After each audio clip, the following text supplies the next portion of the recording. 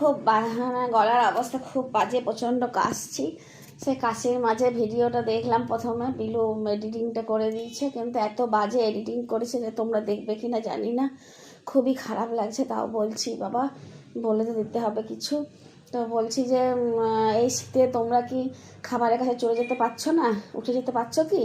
তাহলে এক কাজ করো, এমন খাবার বানাও যাতে বিছানায় খাবার নিয়ে বসে বসে খেতে খেতে একটু হোম অ্যালোন, একটু জুরাসিক পার্ক, একটু ওই মিশর রহস্য বাংলাতে, তারপরে তোমার এই সিনেমাগুলো দেখে পরে একটু ছুটিটা কাটাতে হবে। তাহলে এক কাজ করো, এমন রান্না করো যেন রান্নাটা নিয়ে আমি চাপিয়ে নিতে পারি বিছানার ওপরে, কারণ বিছানা থেকে নামতে পারছি না, খুব ঠান্ডা, পায়ে ঠান্ডা লাগছে, কানে ঠান্ডা লাগছে, গায়ে তো ঠান্ডা লাগছেই, খুব সিচুয়েশান খারাপ হয়ে আছে, বুঝলে? তো চলো তাহলে আজকে বানিয়েছিলাম আমি ব্রোকলির একটা তোমার স্যুপ। তো শীতে তো স্যুপ খেতে খুবই ভালো লাগে, কিন্তু বানাতেই যা কষ্ট। তো ঝটপট দেখে নিই কেমন করে বানিয়েছিলাম। তো প্রথমে কী করলাম, ব্রোকলিটা না করে নিলাম, কেটে কুচি কুচি করে, আর নুন দিয়ে সেদ্ধ করে নিয়েছিলাম। সেদ্ধ করা জলটা ফেলে নিয়ে ওটাও রেখেছি। দেখছো কত কাশি হয়ে গেছে, তার ফাঁকে বলছি আর মাঝে মাঝে কেসে নিচ্ছি। তো ব্যাপারটা হলো যে ব্রোকলিটা সেদ্ধ করা জলটা আমি আর ফেলিনি, দিয়ে কিছু ব্রোকলি আমি মিক্সিতে ঘুরিয়ে নিয়েছিলাম একবার, মানে বেটে নিয়েছিলাম। আর ওই 10 টুকরো ব্রোকলি একটা তাওয়াতে তোমার সরষের তেল দিয়ে আর মানে একটু এপিট ওপিট ভাজতে দিয়েছিলাম। এখানে মাখন দিইনি, আর মাখনও তো একটু কম ব্যবহার করতে হবে, কত দাম বলো তো জিনিসে, সবসময় তো মাখনটা এখন খেলে হবে শীতকাল বলে। তো যাই হোক, যখন তোমার গ্যাসে ওই ব্রোকলিটা সেঁকছিলাম, তখন দেখলাম যে তাওয়াটা পুরোটা ব্যবহার করতে পারছি না, ওইদিকে একটু জায়গা ফাঁকা আছে।